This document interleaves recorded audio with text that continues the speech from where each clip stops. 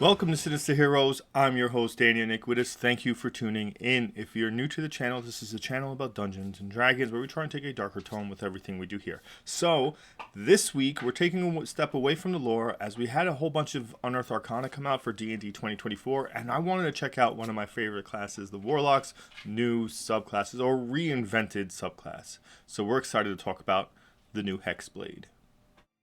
Before we get started with the video, I just want to give a big shout out to our Patreon supporters. We love you guys. Thank you so much for supporting the channel. If you're able to be a Patreon supporter, it does make a huge impact with helping us keep on schedule and keep moving forward and growing the channel and a lot of the behind the scenes stuff that we need in order to keep the channel going. If you're able to do so, the link is in the description, as well as the link to our live stream game on Wednesday nights on Critical Failures and our gaming channel, Veldcrest. So check them all out. And with that out of the way, let's get back to the video.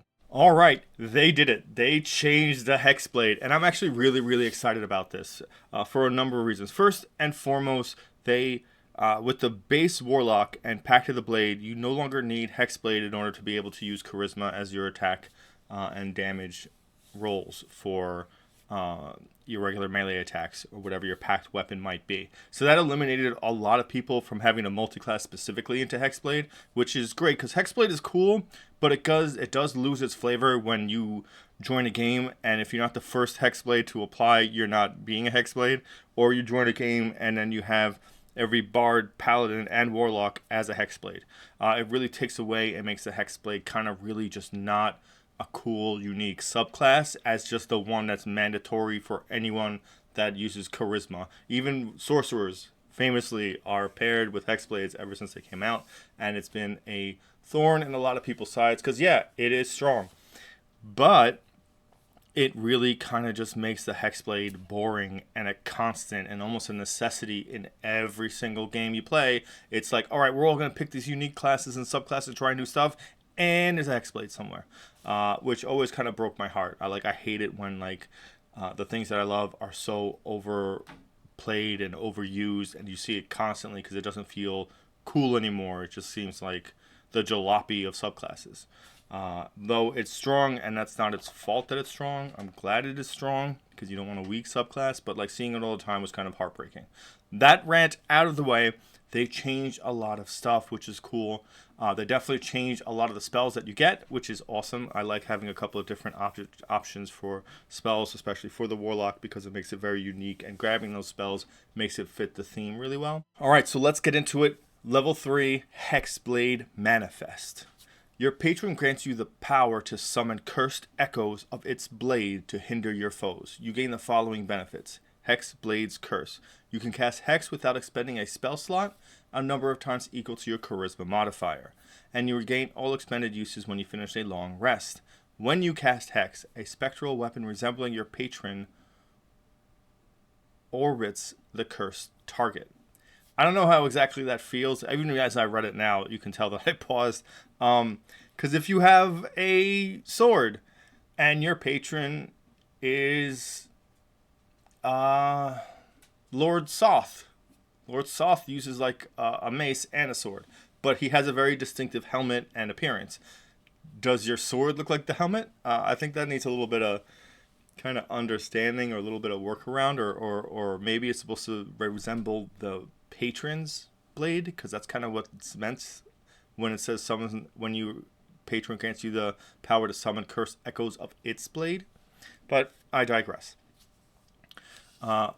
You also gain Hexblade Maneuvers. Once per turn, when you hit a target cursed by your Hex with an attack roll, you can cause one of these additional effects. Draining Slash. The target makes a Constitution saving throw against your spell save DC. On a failed save, the target can't make opportunity attacks, and its speed is halved until the start of your next turn. And Harrowing Blade. Target makes a wisdom saving throw against your spell save DC. On failed save, the next time the target makes an attack roll against a creature other than you before the start of your next turn, the target takes necrotic damage equal to your charisma modifier. And then Stymieing Mark. The target has disadvantage on the next saving throw it makes before the start of your next turn.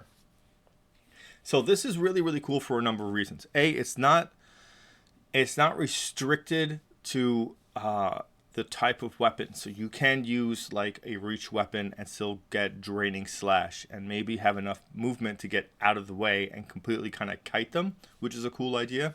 This does take the place of weapon masteries in a lot of aspects for me, because warlocks do not get weapon masteries at all.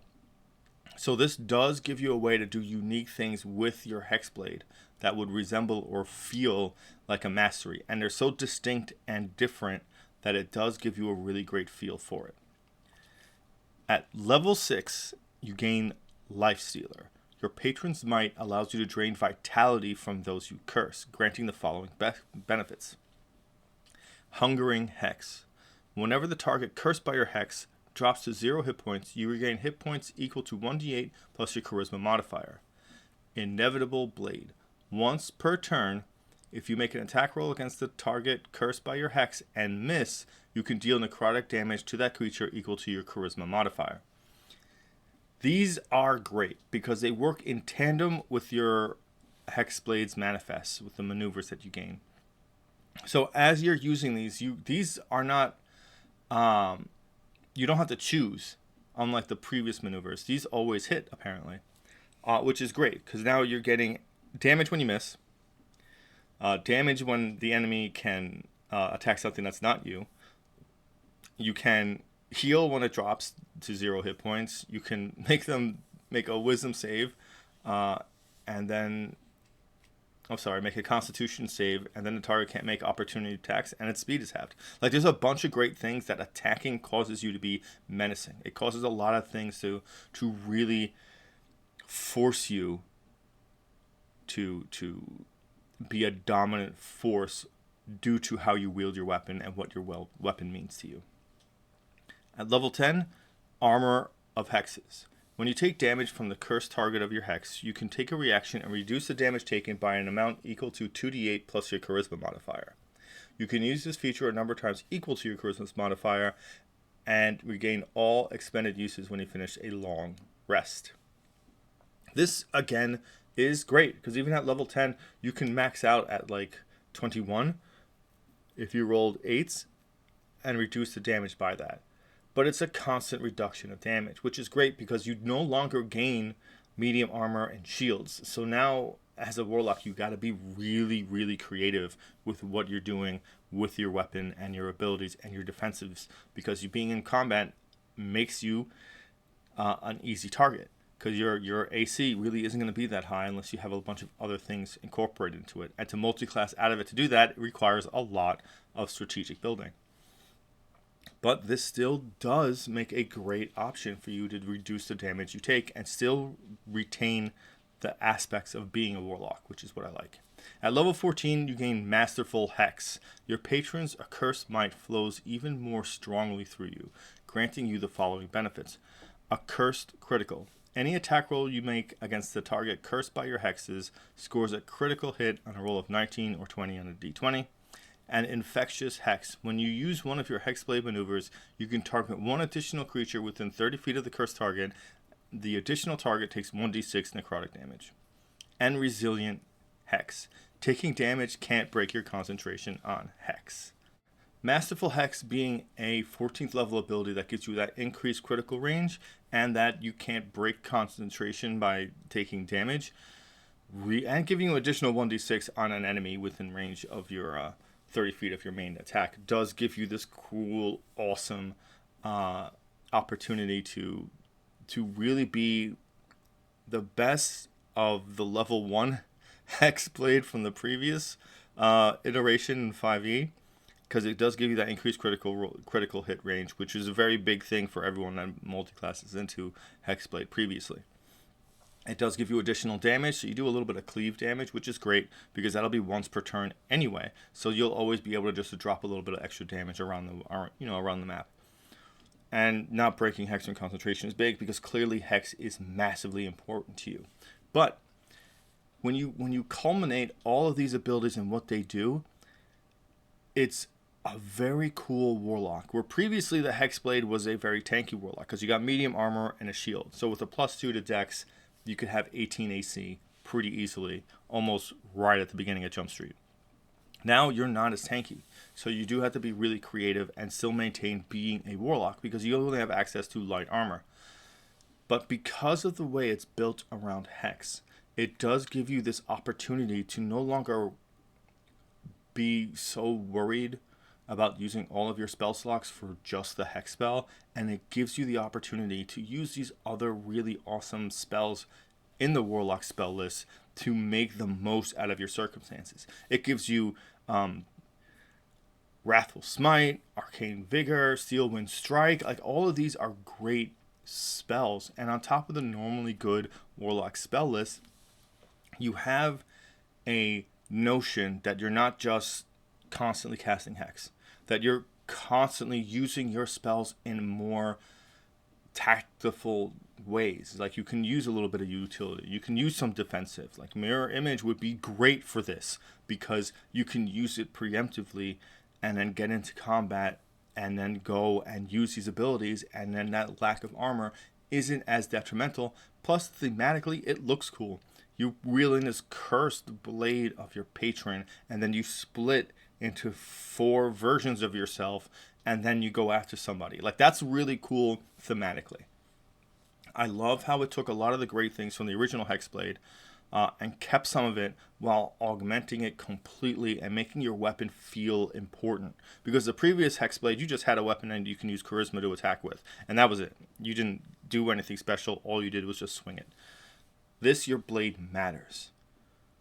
It's important to you. And that's really, really the beauty of it. Now, it doesn't make you create a weapon, so I do encourage you to take Pact of the Blade anyway with this, because it seems like the necessity. But the packs are a lot easier considering how invocations work in 24 anyway. So you do have the availability to grab all the packs if you want by level 3. By level 2, actually. I love this.